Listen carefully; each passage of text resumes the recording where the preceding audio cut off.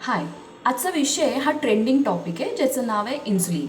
तुम्ही ऐकलं असेल, ज्या लोकांचा डायबिटीस अनकंट्रोलेबल असतो त्यांना इन्सुलिनचं इंजेक्शन घ्यावं लागतं. हे सगळं काय आहे? तर आपल्या शरीरामध्ये करोडो सेल्स आहेत. सेल्स म्हणजे पेशी.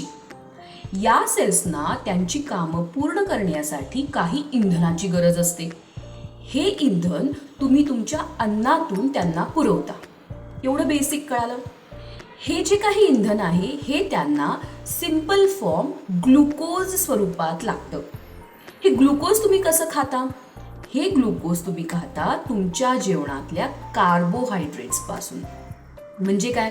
ज्याच्यामध्ये कार्ब्स असतात ते तुम्ही जेव्हा जेवणातून घेता, तुमची बॉडी ते पचवते. पचवल्यानंतर त्याचं सिंपल फॉर्म तयार होतं ग्लुकोज, आणि हे ग्लुकोज तुमच्या रक्तामध्ये शोषलं जातं. सामान्य माणसांना समजण्यासाठी डॉक्टर्स कधी कधी या ग्लुकोजला साखर हे नाव देतात, आणि ही साखर रक्तामध्ये वाढली जाते असं म्हणतात. हे त्याचं बेसिक स्वरूप आहे.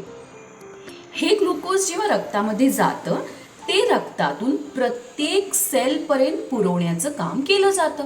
सिंपल. तुमच्या प्रत्येक सेलला हे ग्लुकोज पाहिजे.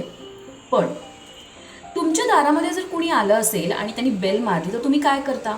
तुम्ही पहिला पीक होलमधून बघणार, मग दार उघडणार आणि त्या व्यक्तीला आत यायला मदत करणार. बरोबर आहे ना? सेलमध्ये काय होतं? जेव्हा हे ग्लुकोज सेलच्या दारापर्यंत पोहोचतं आणि बेल मारतं, तेव्हा त्या ग्लुकोजला आतमध्ये येण्यासाठी मदत केली जाते इन्सुलिनकडून. सो जेव्हा इन्सुलिन अलाव करेल ग्लुकोजला आत जायला, तेव्हा ग्लुकोज सेलपर्यंत पोहोचतं. कितीही ग्लुकोज रक्तात असलं तरी सेल स्वतः काही नाही करू शकत. मग इन्सुलिन काय करतं?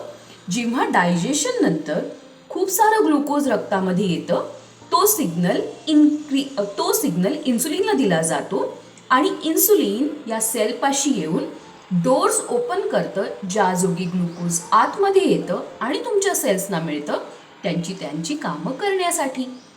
आता कळालं इन्सुलिनचा रोल काय आहे?